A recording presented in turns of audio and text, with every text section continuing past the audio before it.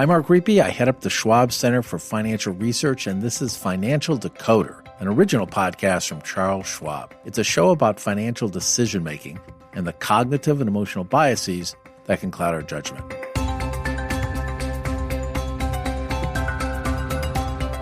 The production team noticed that there's been an uptick in coverage about cyber scams recently, so we wanted to address that.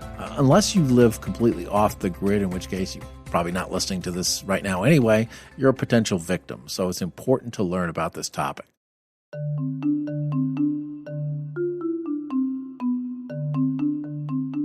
Cyber criminals are more advanced than ever. They leverage the latest technology and use psychology to exploit their targets.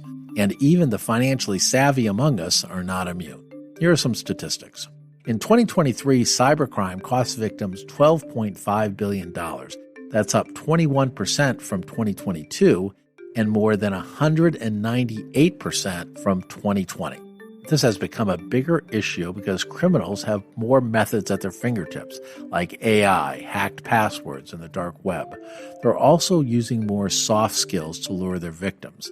They research their targets and identify vulnerabilities. They look for people who are isolated, romantically lonely, or cognitively impaired, to name a few. To get an expert's opinion, we reached out to Lisa Lang. Lisa is a senior manager with the Financial Crimes Awareness Team at Schwab. Her most recent role at Schwab was as a financial crimes investigator for approximately 6 years, during which some of her cases resulted in criminal actions involving prison sentences, regulatory fines, and censures for the offenders. On top of holding multiple FINRA licenses and an MBA, Lisa is a certified fraud examiner and a member of the International Association of Financial Crimes Investigators. Cyber fraud has evolved pretty significantly, certainly in the past 8 to 10 years. It used to be that fraudsters would be in a basement, designing their own coding, creating their own malicious software, and that's just no longer the case. Fraudsters can very easily go onto the dark web and purchase malicious software. They can purchase email addresses and phone numbers very easily and pretty much be up and running with a couple of hours, and also get tips and tricks from the dark web.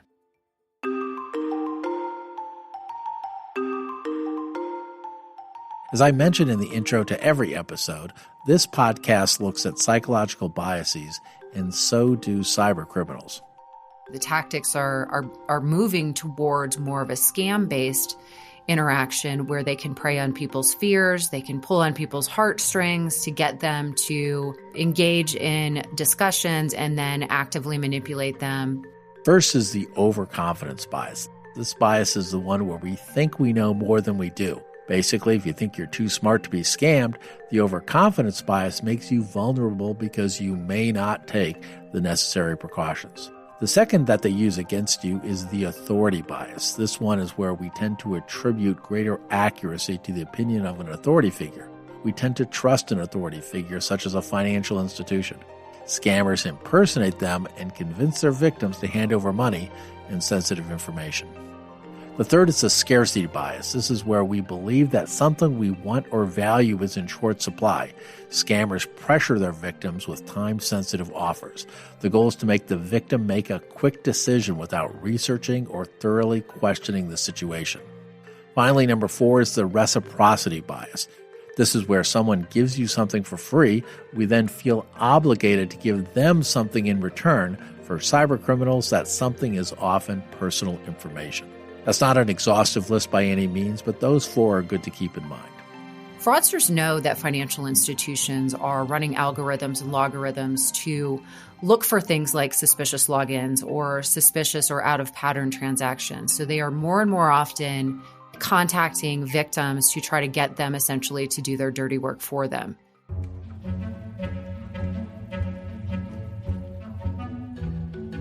Now, here are some specific examples to see how this can play out in practice. A frequent situation is fraudulent tech support. It goes like this.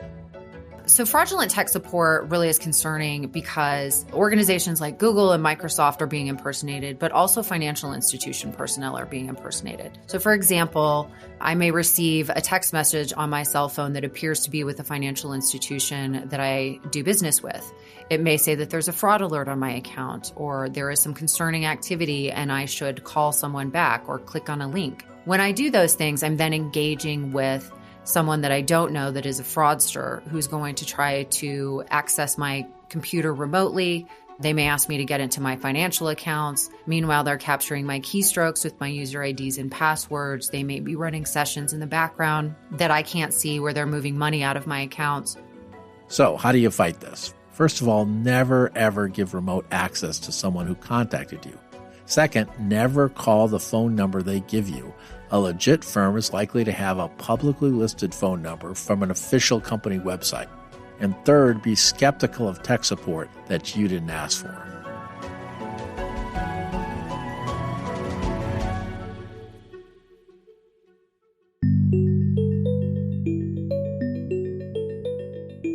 A second major fraud is called SIM swapping. SIM stands for Subscriber Identity Module. It's the memory chip in your phone, tablet, or smartwatch. It stores your contacts, texts, and more. With SIM swapping or hijacking, the cyber criminal uses phishing or other trickery to get access to your SIM. They might also be able to buy it on the dark web. They then pretend that they are you. They contact your mobile carrier, say your phone is lost or damaged, and ask that your number be reassigned to a new SIM card. The reason that fraudsters do this is because they know that financial institutions rely on things like confirmation codes. So if I were to log into my account, I want to send a wire, that process is then going to send me a confirmation code that I have to enter before that wire is confirmed. So if a fraudster can get control of my cell phone, they can get into my financial account, they can get in and send money.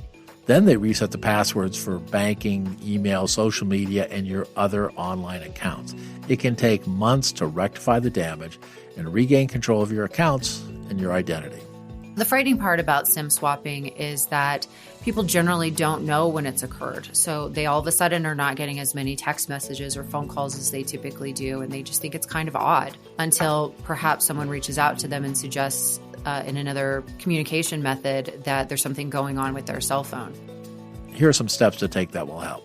If your phone stops working, contact your carrier immediately. This is a sign your number has been reassigned to another SIM. If you want to be proactive, ask your mobile carrier about SIM card protection. This usually involves getting a password or PIN. Scammers hate this because they can't make changes to your account.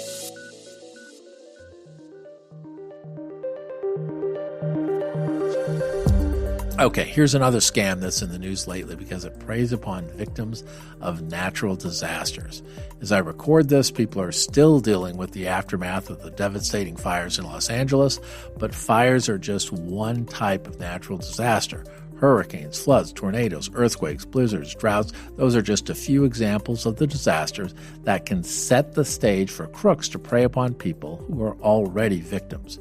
Criminals set up fake charities and collect donations, preying upon our desire to help those in need. Scammers will pose as contractors and demand payment up front for their work and then never complete the work. Then there are the government relief scams. Scammers pretend they're government officials, then say that they need personal information about you or payments to process aid requests.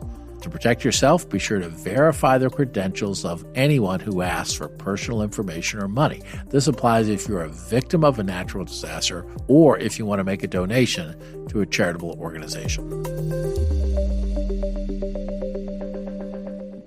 So I would say if someone finds themselves to be the victim of a scam, they should first and foremost also not be ashamed or embarrassed to report the activity. You would be surprised the people that fall for scam activity. I've known personally lawyers and MBAs and people who are executives of firms who work in financial institutions who you would think would not be subject to this kind of activity.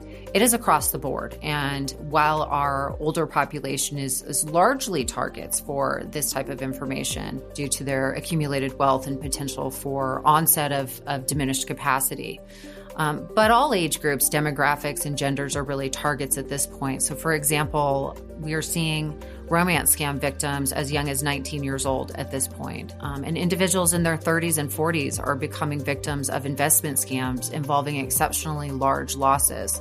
So this is an everyone problem. And we need everyone to really start shifting that mindset to not respond to unsolicited contact.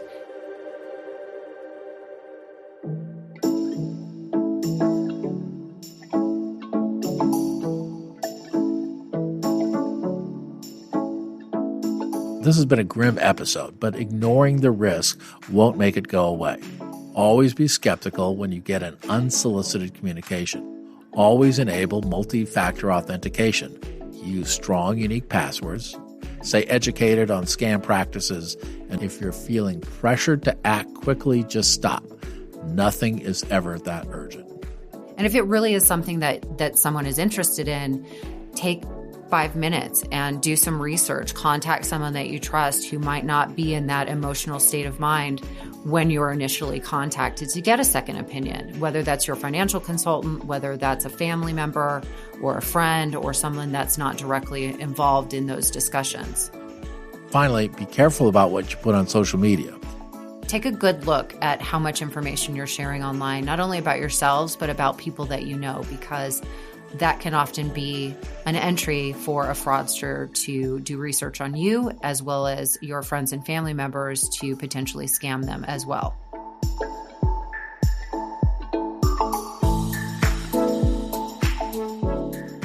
We really need to move about the world with the sense that your information is out there. And the best way to protect yourself is to be aware of not engaging in unsolicited contact, and also setting up methods to make you aware if there's something questionable going on. Blocking your credit so people can't open new accounts or new credit cards or take out lines of credit in your name because a credit check is required. But if your credit is blocked, then people won't be able to run your credit. Or setting up account alerts where your financial institutions will notify you if there's a transaction in your account that you don't recognize. Or even they'll notify you if your email address was changed or your phone number was changed. Things like that, where you can be notified of something that's happening and get on top of it relatively quickly. Really, at the end of the day, it needs to be a partnership between potential victims and their financial institutions to engage in as many preventative and awareness methodologies as possible across the board.